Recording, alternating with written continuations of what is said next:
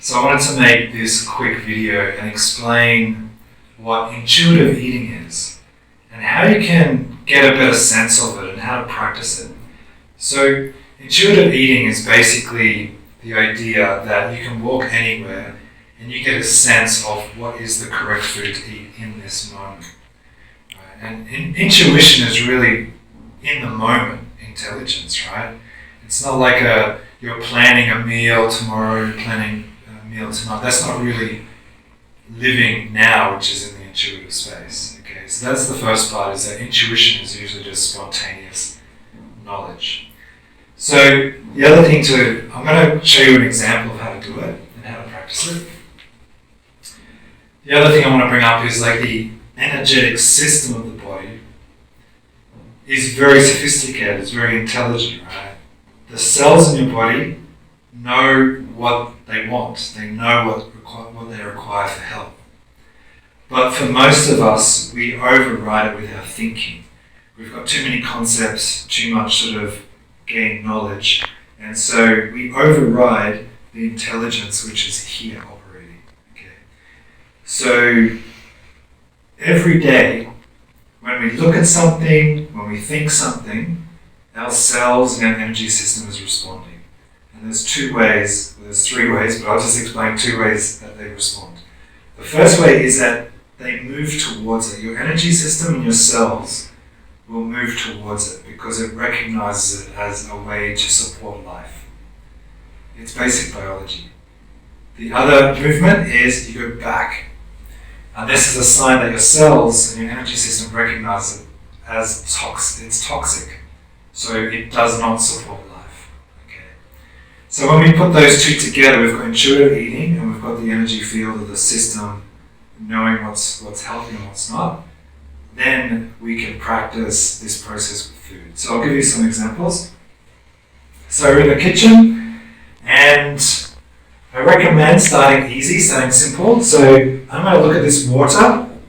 So this is quite heavy, so it's going to be hard. If I hold it, it's not going to work so well for me to practice. But if I just look at the water and I have a neutral stance, and I just get a sense of whether I'm going forward or going back, and 99% of the time, anyone who practices, they're going to go forward, right? Because the water supports life, and your cells know that. You don't have to think about it; your cells already know it. Another example. This I can hold, so it doesn't affect my weight so much. But I'll look at a mango, and my body subtly moves forward. So it's saying that it likes it. It's good for life.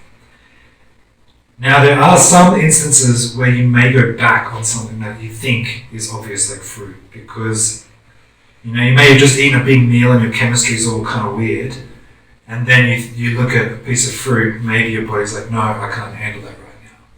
So it's not always yes, it's not always going to be yes with the same food. Sometimes you can go back. Again, it's spontaneous. Every moment is different according to the chemistry. It's not always the same. So that's an important point. Now I'll look at this one, I'll look at alcohol. So we've got wine. I can even hold it, it's not too heavy. And I can look at it. And naturally, I'm going to go back. In most cases, you go back.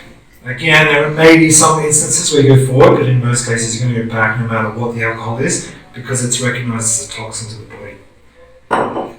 Coffee. So this is coffee made this morning. And even though I actually want to go forward, I can feel myself going back.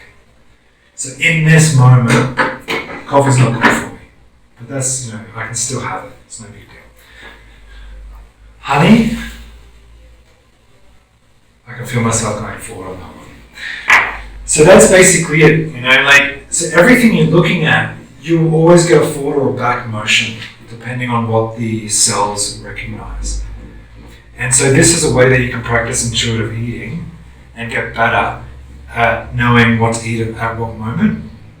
It's just when you go to like a bakery or go into a restaurant and you look at a menu, just see if you can notice yourself go forward or back. And practice, if you go forward on something, to actually give it a try, right?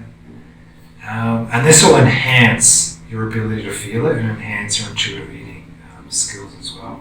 So that's a brief intro into intuitive eating and also learning to read your energy field.